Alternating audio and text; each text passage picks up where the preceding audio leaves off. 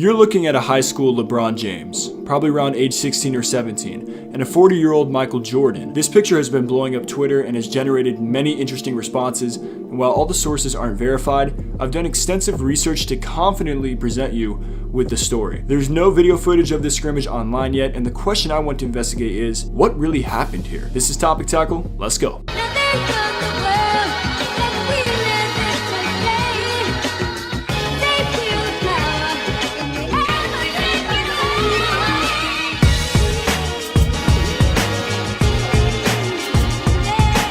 What's good, people? JC3 here, and while I originally planned to upload a different video to begin my mission of bringing y'all quality content during the NBA hiatus, that video will be released after this one because I had to present this story to y'all as soon as I could. There's much speculation surrounding this image, where it was taken, if LeBron and Jordan are on the same team, why there's no video that accompanies it, and the story behind it. The best thread of info we have right now is on Twitter, and some are speculating that LeBron gave MJ the business, hence the reason why there's no tape. But again, that's speculation, not fact. It's important to match time periods as best as we can with what we're given. Maverick Carter told Chris Broussard in 2017 that the first time LeBron met Michael Jordan was when James was 16, going into his junior year of high school. Jordan pulled up in a red Ferrari outside of Hoops the Gym in Chicago and started walking toward Carter and James, and both of them said it was like Black Jesus coming down the street in a red Ferrari. I think it was my junior year in high school. I go up to Chicago and I go to a gym called Hoops where he plays basketball in the summertime.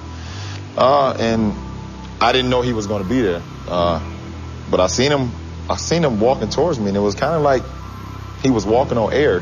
I had to pinch myself. Is that Michael? Who? And it's like he was like Black Jesus to me. Like. Hoops the Gym in Chicago was a popular spot for pickup games between NBA players in the early 2000s. Carter described it as basketball heaven. This little building with 2 courts in it, a weight room that wasn't huge but had all the technology advances for weightlifting. LeBron and Carter found out about it at an AAU tournament in Chicago where they met Greg Ryan, who worked for Michael Jordan's trainer, Tim Grover. They were invited to the gym where Grover talked to LeBron about the importance of lifting, considering at the time, 16-year-old James hadn't really lifted in his life. LeBron and Carter would return to the gym where James would eventually get to play in pickup games against the likes of Paul Pierce, Jerry Stackhouse, Antoine Walker, and Ron Artest. And this is where it gets interesting, people, because Artest, now Meta World Peace, shared this on the Knuckleheads podcast back in September of 2019. Maverick brought him. Maverick brought him, really? Maverick was there with him then? Maverick was a little older than him, but he hadn't went to college yet. Yeah. That's amazing. I didn't know that. Yeah, I was there. Twan had brought him out there. That's why I he gave him was a there. forearm on fast break. He was coming. He was cooking. He couldn't. Nobody can guard him. LeBron James. At all. They couldn't guard him. I'm like, I'm getting embarrassed. He's embarrassing us. So he's coming down full speed. LeBron James. Boom. I lay him on the floor. He get up and start cooking more. He's just tough. He was about 225 at that time.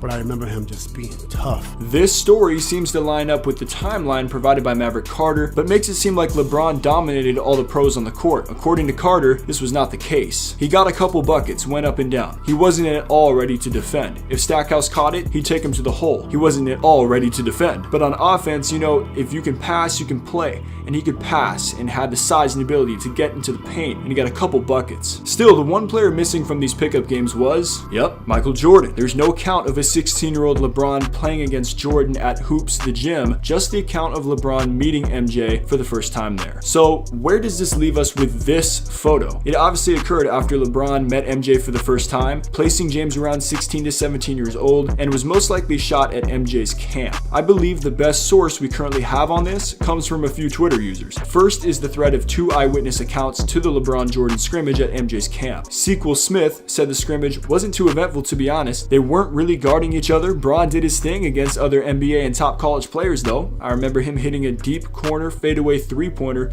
and some dope dunks. Another user, Dylan Collins FOE, spoke differently, saying, I was there. It was at the MJ camp. LeBron was like 16 or 17 and dominated all the NBA players with huge dunks. It was dope. And by the looks of his bio, this is a fan of Steph Curry and the Warriors. And generally, Warrior fans don't praise LeBron because of all the finals matchups. So why would a guy like this lie about LeBron's performance, especially considering that he said LeBron dominated? This user also posted a picture of himself with Jay Williams, who was his coach at the camp, and evidently, he's a young kid, and this is something that he acknowledged in a reply. To conclude, do I think a high school LeBron embarrassed Jordan at his own camp, so much so that this led to tapes being destroyed? Based on my research, no. But one thing is accurate, that if these tapes got released, they would blow up YouTube. So let me know what you think in the comments down below. Who would you pick, high school LeBron or near 40-year-old MJ? Leave a thumbs up on this video, and we'll be back with more Topic Tackle coming soon. Stay solid, people.